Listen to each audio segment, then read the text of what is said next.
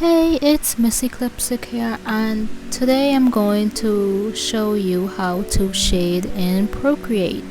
This is a shading tutorial, not a coloring tutorial, so this is for people who already know how to use the basic tools in Procreate. And yeah, let's get into the video. So what you're gonna do is open a new layer between your line art layer and your colors.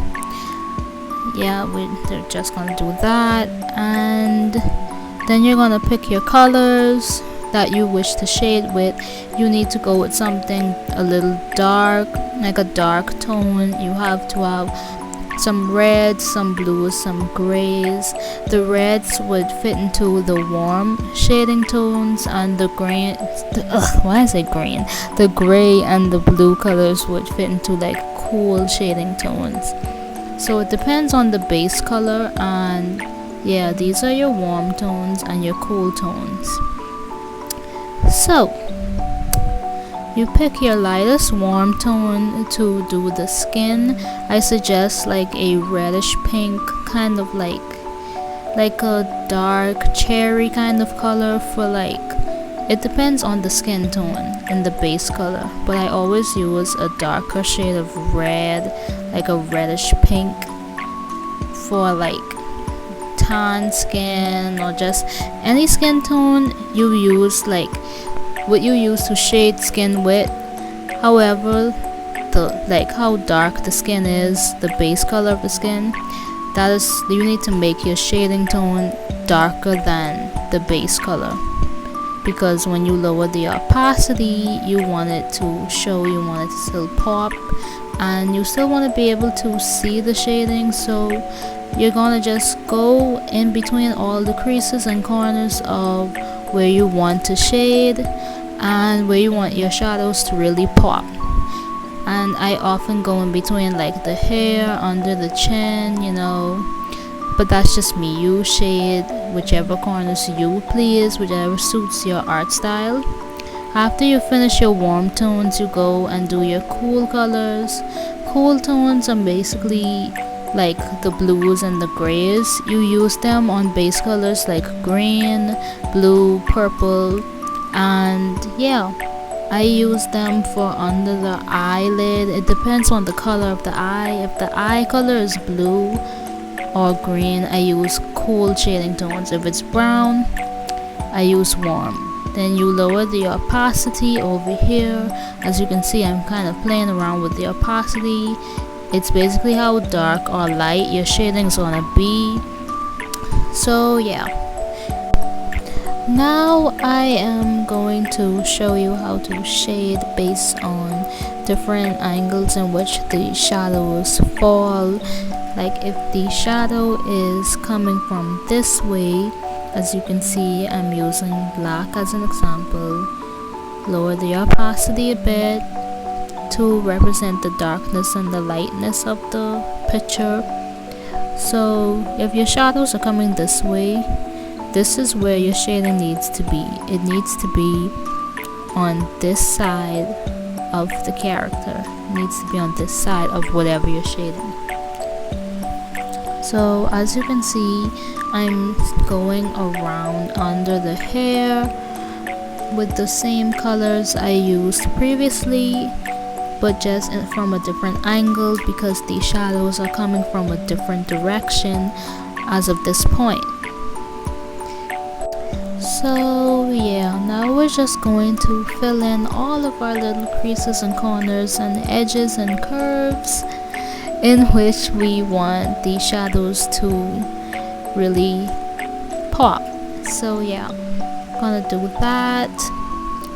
And now I'm going to show you how to shade if the shadow is coming from the opposite direction. Now I'm going to make the shadow a bit darker for this one, still lowering the opacity, but it's a little heavier. As you can see, it's a heavier kind of shadow. And for this example, I'm going to be using a kind of half-faced shading. So yeah, at first it's gonna just look like she's bleeding from the top of her skull, but I assure you that's not what's happening here. um this is an example of half face shading. Now you don't use half face shading for just any side shadow that like comes from the side. It's a side shadow, of course it comes from the side. So yeah, you don't use half shading for like every side shadow. Only if the side shadow is a little heavier than a regular shadow, that's when you use half face shading.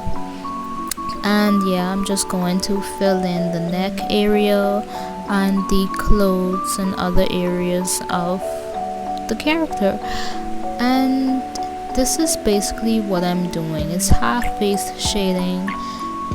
It's like it's a little different. So yeah, this is an example of a different kind of shading you can do, and I tend to use this one for a more dramatic kind of effect when I'm doing like a more dramatic kind of drawing, but you can just use it for anything. That's just me. Now just sit back and watch closely as I fill in the rest of the shadows. So yeah.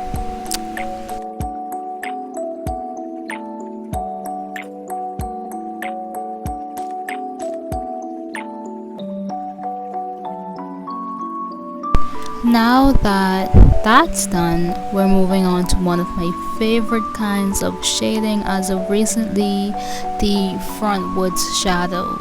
Now this is when the shadow is coming from the front, or like coming forward towards your character or your object or whatever it is you're shading. This is what the front face shadow is for.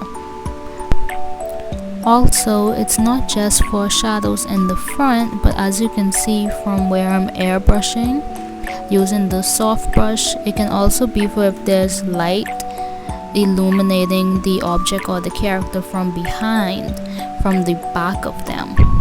So it doesn't always have to be if there's a darkness or shadow in front of them. It can just be some kind of bright light, like say if they're standing in front of a sunset, or like some kind of big bright crystal orb or something. So yeah, as you can see, I'm filling in almost the entire face, only leaving the edges of the base color out, because you want to get the front. And only remember to leave the edges out so you can still see the light peeking through behind them. That's the main point. Leave your edges, your base color edges out, and fill in the rest of the front. So you can see there's light and shadow contrasting against each other. Contrasting. I cannot English today. Anyways. So now I'm lowering the opacity. Lowering the opacity is what really, makes it a shadow. You can't just leave it red and blue like that. But yeah, that's the front facing shadow. I'm just going to use the darker red for the hair, go in and shade the front part of the hair so it matches the rest of the shadows. And yeah, that's basically it. So the last thing I'm going to show you how to do here is basically how I add my shadow behind the character. So you're going to want to press the merge down button from the top layer you use straight to the bottom. Just keep merging down. The merge down button, it just merges the layer you're on with the layer that's under it. And yeah, you're gonna press alpha lock. Now if you know the basics of Procreate, alpha lock is just the tool you use to ensure that the color you're using, like whatever you're doing, you can only draw on the places you've already drawn, the picture itself and nowhere else. So as you can see here, I've completely filled in the entire layer with black. The entire character, I've filled it black. And yeah, that's basically what I do before I copy the layer. So now you're just going to wanna go to the add button, press copy the layer, and then you can just undo all of the merges you've done. You can re-separate the layers now unless you want them to stay merged together. I personally don't, in case there's something I want to add or a color that I want to change later on. But you unmerge your layers and then you open a new layer between the character or the object and their background. Then you paste the black that you've created, the black shadow, behind them and in front of the background. And then yeah, it's gonna look like that. You go to the layer, lower the opacity of the black shadow. It depends on how light or dark you want it. Once again, it's your choice. I personally like to lower the opacity. It just looks more pleasant. That's just what I do. And this is where you place the shadow. You have to place it where you already have the shadows falling. If the shadows are coming from the left, you have to place the shadow behind them going towards the left. If it's coming from the right, place it to the right. And that's basically it for this video. Thanks for watching.